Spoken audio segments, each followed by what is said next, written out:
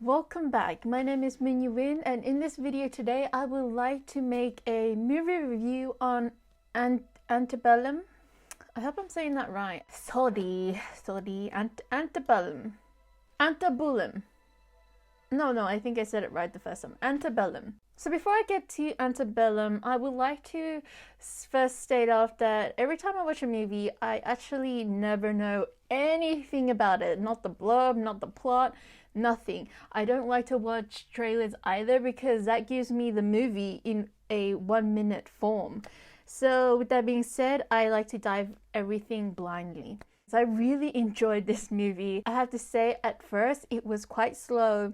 It was heavy to receive, but it did emotionally trigger me, and that is something rare for me to experience lately because I have been very emotionally not involved with movies or series that I've been watching. But here I am in this series. For some reason, it really infuriated me, and I found that ingenious way of sending a message. And as I was watching this movie, as it was stated back in the olden days, when there was still horses and dark-skinned people was enslaved for exploitation. So to be honest, I was quite sensitive as I viewed this kind of world, and as I was watching this movie, somewhere in the beginning it crossed my mind, I wonder if there's like a cult or a community out there somewhere in this modern day society still living in this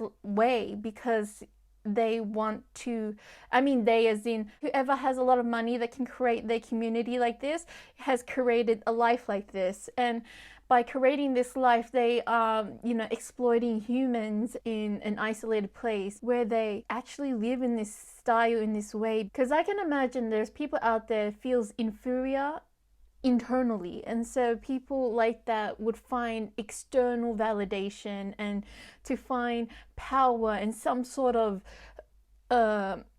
acknowledgement through exploiting other people for dominance and whatever it may be. It happens, and that really hurts me to see, because you're hurting another person to feel some sort of worth. Because honestly, self-worth, self-love, self-care all comes within, and if you don't work within and face all your traumas and all your bullshit within, it's very selfish to do it externally and to manipulate and to find some sort of control like this. And anyway, that just got me really triggered and thinking, and I guess that's why I got really emotionally involved within this movie. And I really enjoyed the mental stimulation that this movie gave me as it triggered my imagination, because I'm here trying to figure it out, because every time I'm watching a movie or anything, I'm picking and looking at all the Easters and really trying to figure out the whole plot before it ends. I couldn't really figure this one out until the middle somewhere. I'm like,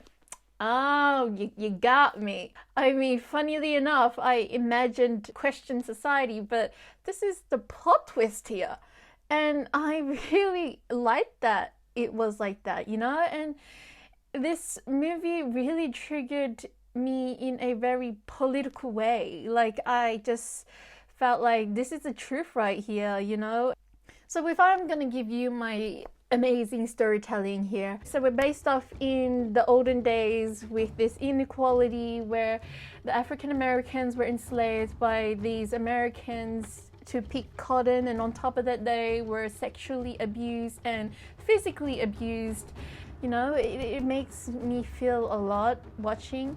But then this story suddenly jumps into a modern day society, 2020, where there is technology, where there is, oh, this is interesting. At first I got a bit confused. I'm like, oh, okay, wait.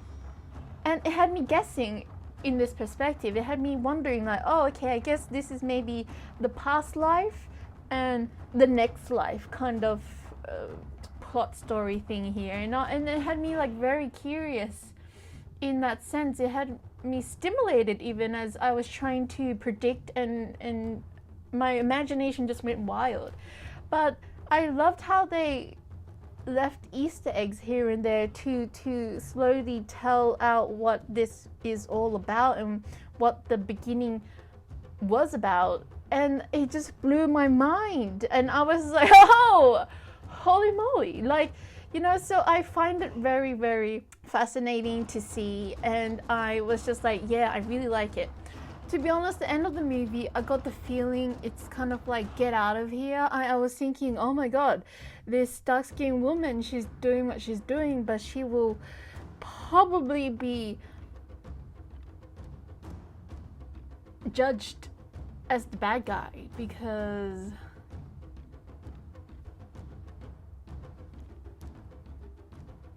you know, America, and I guess everywhere else in the world that is very racist. So this definitely triggers a very big racial concept. So if I were to rate this movie, I will give it an 8.6 out of 10. That's really how much I really enjoyed and appreciate this movie. It has got me thinking so deeply and so much topic that I'm not even sure if I should add my tangents as I was recording making this. So at this point, it's spoilers alert. So if you don't want that part, hop out. Okay, so basically, it is the modern day world here now. Like for example, me as an Asian, and I'm going out and I'm gonna do a whole movement about woman power and, you know, being Asian and we should be all equal. And because I'm gaining so much fame and recognition with this, you know, the ones in power feel the threat of their authority, so they decide to kidnap me and put me somewhere that I'm just all for lost and forgotten, out of reach, out of range, and being abused and sexually harassed. And that's basically what this is. So you see the character Eden in the beginning, but it turns out she is Vanessa, who is this really inspiring entrepreneur and a PhD spokeswoman that represents black women and for the black in general.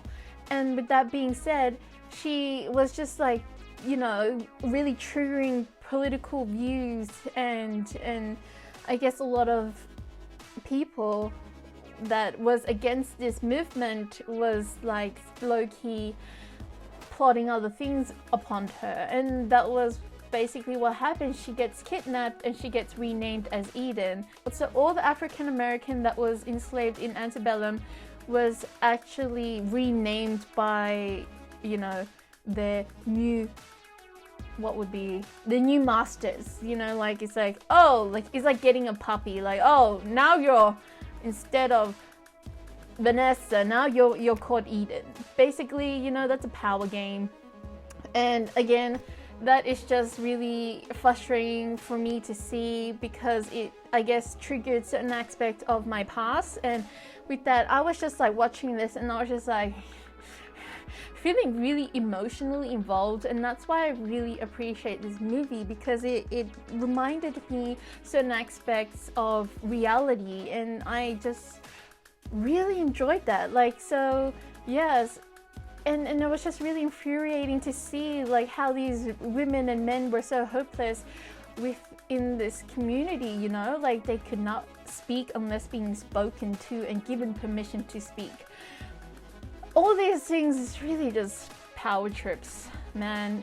And spiritually speaking, looking at these American characters, clearly letting their big ass egos in control of their existence. Like they just, inequality, like has no regard for any other race except for their own, that kind of thing. So yeah, and I'm just like, wow, I'm not even telling the story, huh? I'm just ranting on about the political side of this movie. I am so not good at this, aren't I? Or am I? This stuff should be stopped. And if I am to really get off topic here, I was actually surprised as I was doing research on images of the movie posters to put it right here for you all. I saw some reviews, like articles that they said it sucks, it's bad, it's vile, and I'm just like, wow, like really? I appreciate this movie for what it is and what is showing and sharing as the audience, just bringing out some truth and light out there about how in 2020 this life is still out there. Possibly it may not be in that way, but it is still some sort in this way, like for instance, cults. My honest opinion right here. And if I may, I would like to speak about spirituality here. And what I mean with that is we are infinite beings.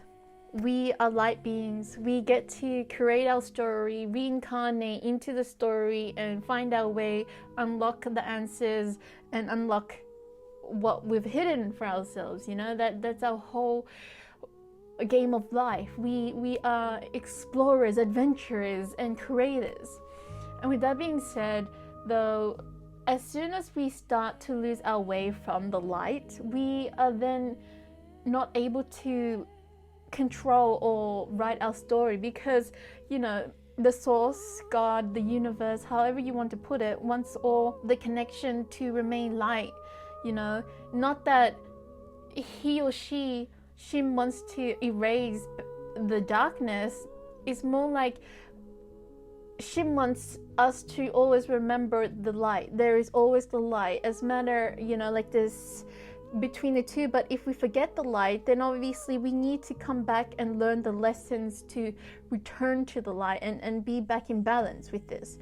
So with that being said, we are then reincarnated in ways to learn our lessons, to return to the light. But as soon as we don't learn these lessons, it keeps repeating and repeating, and we come back even a worse and worse situation, because we're not getting the lesson.